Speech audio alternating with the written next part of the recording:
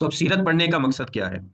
تو سیرت جو ہے، ظاہری بات ہے کہ اللہ کے نبی صلی اللہ علیہ وسلم ہمارے لیے قدوہ ہیں، ہمارے لیے جو ہے وہ نمونہ ہے۔ تو ان کے حالات کو جاننا، ہم میں سے ہر ایک کو جو بھی کوئی محبوب ہو، جو کسی کو پسند ہو، تو اس کے بارے میں جاننا ہر ایک پسند کرتا ہے۔ تو اللہ کے نبی صلی اللہ علیہ وسلم جو ہیں وہ ہماری ایمان کی نشانی ہے، ان کو ہم تسلیم کرتے ہیں، ان سے محبت کرتے ہیں۔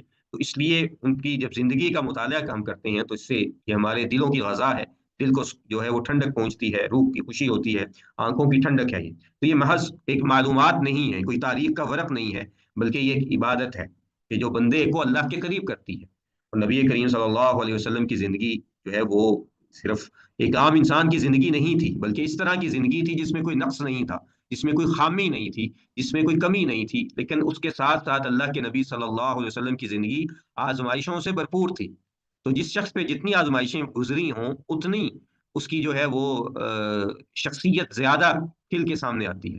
اور خاص کر کے جب وہ اللہ کا بھی مطیع ہو، اور پھر اس سے بڑھ کے نبی ہو، اور نبیوں میں سے بھی اللہ کا خلیل نبی ہو، تو اس لیے آپ کی زندگی جو ہے وہ اطاعت، صبر، قربانی، اللہ کے دین کی سربلندی کے لیے مسلسل جدوجہد کا حسین نمونہ ہے۔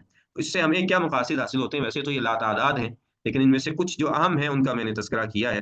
تو اللہ تعالیٰ نے فرمایا نبی کریم صلی اللہ علیہ وسلم کے بارے میں خود کہ لقد کان لکم فی رسول اللہ اسوۃ حسنہ، کہ اللہ کے نبی صلی اللہ علیہ وسلم جو ہے وہ ہم نے تمہارے لیے ان کو جو ہے وہ کیا بنا دیا، بہترین نمونہ بنا دیا ہے۔ تو اب ان کی سیرت کو جانے بغیر ہم اب ان کی پیروی بھی نہیں کر سکتے، جب ہمیں پتہ ہی نہ ہو کہ اللہ کے نبی کی ازدواجی زندگی کیسی تھی، اللہ کے نبی کا جو ہے وہ ذریعہ معاش کس طرح تھا، آپ لوگوں سے لین دین کیسے کرتے تھے۔ تو جب یہ پتہ ہی نہیں ہوگا تو کیسے ہم جو ہے ہم اس کی پیروی کر سکتے۔ تو پھر اسی طرح اللہ کے نبی صلی اللہ علیہ وسلم کی سیرت جو ہے وہ دین کا معیار ہے، کہ ہر عمل نبی کریم صلی اللہ علیہ وسلم کے طریقے پر ہی پرکھا جائے گا، جو عمل آپ کی سنت کے مطابق ہو وہی قبول ہے۔ اور امام سفیان بن عیینہ رحمہ اللہ کا قول ہے کہ ان رسول اللہ صلی اللہ علیہ وسلم هو المیزان الاکبر فعلیہ تعرض الاشیاء، کہ اللہ کے نبی صلی اللہ علیہ وسلم جو ہے وہ ہمارا سب سے بڑا پیمانہ ہے، کسوٹی ہے، ان پہ ہی ہم ہر چیز کو پیش کریں گے۔ تو جو آپ کی اخلاق، آپ کی سیرت، آپ کی طریقے کے مطابق ہوگا وہی جو ہے وہ دین ہے۔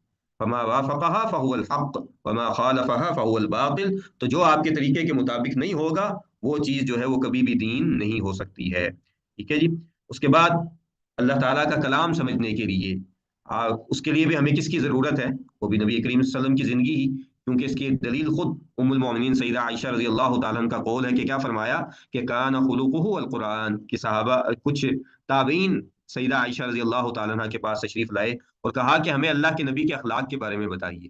اس پہ ام المؤمنین سیدہ عائشہ رضی اللہ تعالیٰ عنہ نے یہ کہا کہ کان خلقہ القرآن، کہ مجھ سے کیا پوچھتے ہو کہ اللہ کے نبی صلی اللہ علیہ وسلم کی زندگی وہی ہے، آپ کا اخلاق وہی ہے جو کچھ قرآن مجید میں بیان ہوا ہے۔